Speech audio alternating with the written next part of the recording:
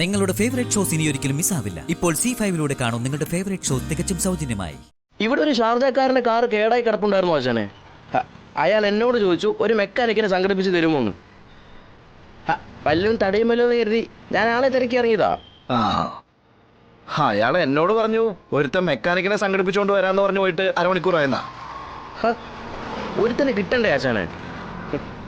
ഇത് തന്നെ ബാറിൽ നിന്ന് ഇരുന്ന കസേരയോടെ പൊക്കിക്കൊണ്ട് വന്നതാ. അല്ല ആശാൻ എങ്ങനെ അയാളെ പരിചയം? അയാൾ എന്നോടും ചോദിച്ചു കാർ നന്നാക്കി തരുമെന്ന്. അപ്പൊ ആശാനാണ് അയാളുടെ കാർ നന്നായി കൊടുത്തേ? ഏതാ എനിക്ക് എടാ കമല ചതിയാ. എവിടെയാടാ കേടായ കാറ്? അയ്യോ ഇപ്പൊ അത് തനിയെ ശരിയായി. അതിപ്പോ ഓടിപ്പോകുന്നത് കണ്ടില്ലേ? തനിയെ ശരിയായെന്നോ? കള്ളം പറയുന്നോടാ. നിന്നെ വീടില്ലടാ ഞാൻ. വാങ്ങി വെച്ച ബിയറിന്റെ മുന്നിൽ നിന്നാ നീ എന്നെ പൊക്കിക്കൊണ്ട് വന്നത്. മേശ്ശേരി അത് അങ്ങനെ ഒരു കാറാ, തനിയെ ശരിയാവും. ആ ഷാർജയിലൊക്കെ അങ്ങനെയാ. എന്റെ അടുത്ത് നീ കള്ളം പറയരുത്. ശരിയാക്കി കളയുന്നേ. ഹലോ മതി. ഞാനാ കാറ് നന്നാക്കി കൊടുത്തേ. എവനാരാ? മെക്കാനിക്കോ? ഞാന് എനിക്ക് മുമ്പേ വേറൊരു മേസ്ത്രിയെ വിളിച്ച് കാറ് ശരിയാക്കിച്ചിട്ട് നീ എന്നെ വിളിച്ചോണ്ടൊന്ന് കുരങ്ങ് കളിപ്പിക്കായിരുന്നല്ലോ. ഞാനെന്താ നിന്റെ കളിപ്പിള്ളയാണെന്ന് വിചാരിച്ചോ? അതെ എന്റെ പൊന്നു സുഹൃത്തെ, മതി നിർത്ത്.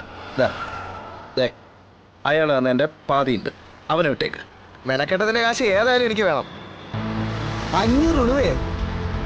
അപ്പൊ 1000 രൂപയാണ് അയാൾ തന്നല്ലേ? ഒരു മലങ്കോളാണെന്ന് പറഞ്ഞിട്ടല്ലേ നീ എന്നെ വിളിച്ചോണ്ട് വന്നത്?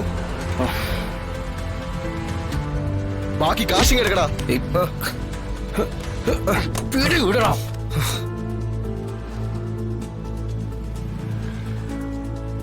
എടാ നീ ആരുടെ കോളറെ പിടിച്ചെന്നറിയാമോ? എടാ അറിയാമോ? ഓ നീ ഇത്രയും ബിൽഡപ്പ് ചെയ്യാനേ ഇവ സത്യഭാമയുടെ മോനൊന്നും അല്ലല്ലോ.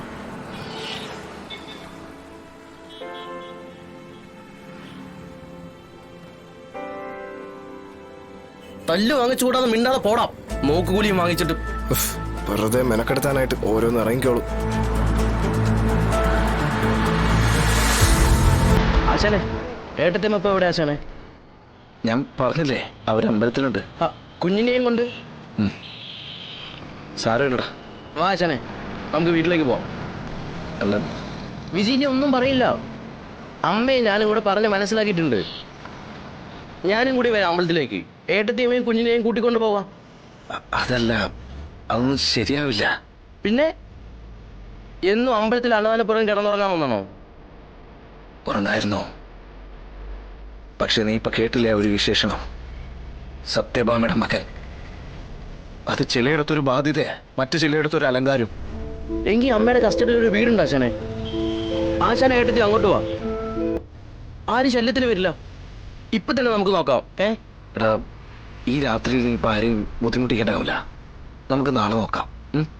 എന്നാ ഞാൻ ആശാനെ അമ്പലത്തിൽ കൊണ്ടുവിടാം. എടാ ഒന്നും വേണ്ട, നീ ഇപ്പൊ വീട്ടിലേക്കല്ലേ? അവിടെ ഇന്ദുമതിയമ്മയും വിജയനെ തനിച്ചല്ലേ ഉള്ളൂ. എന്നാലും ആശാനെ തനിച്ച് വിട്ടിട്ട് ചില വഴികൾ നമ്മൾ ഒറ്റയ്ക്ക് നടന്നേ പറ്റൂ കമല. അതങ്ങനെയാ. നീച്ചല്ലേ. ഡൗൺലോഡ് ചെയ്യൂ C5 ആപ്പ്. കാണൂ എല്ലാ എപ്പിസോഡുകളും സൗജന്യമായി.